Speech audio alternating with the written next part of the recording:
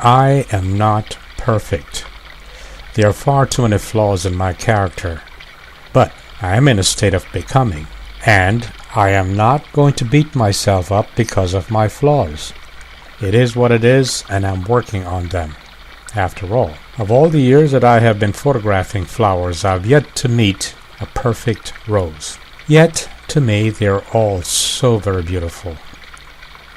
Having said that, I do diligence when I recognize my shortcomings, that is, when I work on my flaws, because I do. I think I've forgiven everyone. It is my hope to be forgiven myself for my infractions, but that is not up to me.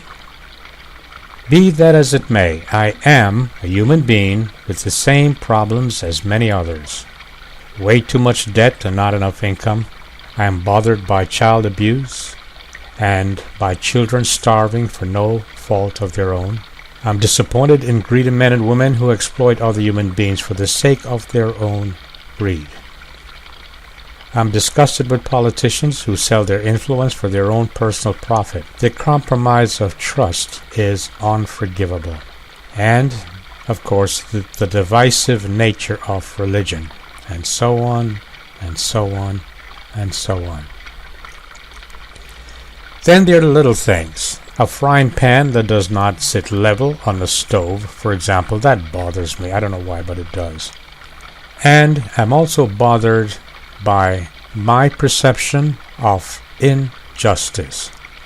For example, I had a birthday recently and I was given 2 rounds of golf at my favorite golf course here in Virginia. I cannot begin to tell you how much I appreciated that gift. This gift is wonderful. But at this favorite golf course in Virginia, I saw something that I found to be very disturbing. Before I tell you what I think I saw, let me assure you that I will not mention the golf course, nor will I mention the city in Virginia. They have lawyers and I don't.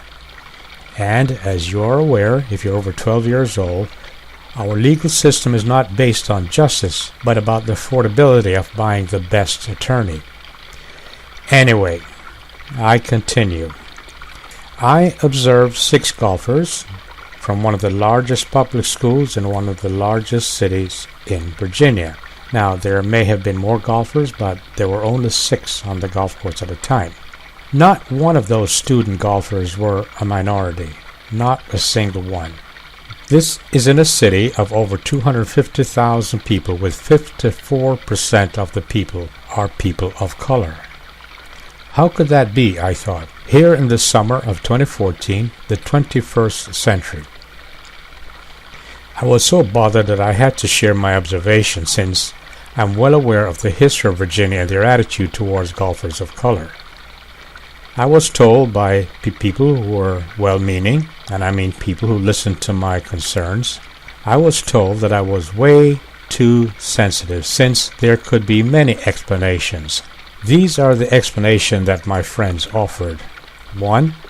No golfer of color asked to join the team. There are 2,300 students there. Really? Number 2.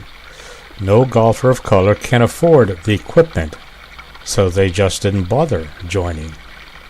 3. The parents of students of color simply told them not to join the golf team. And 4. The coach could not find any student of color worthy of joining the team. Maybe I'm way too sensitive, but as a golfer, I would like to believe that the culture of this sport has surpassed the history of the state.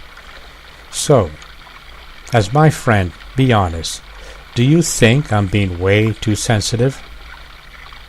Oh well, let me sit among these roses, listen to the water, and meditate.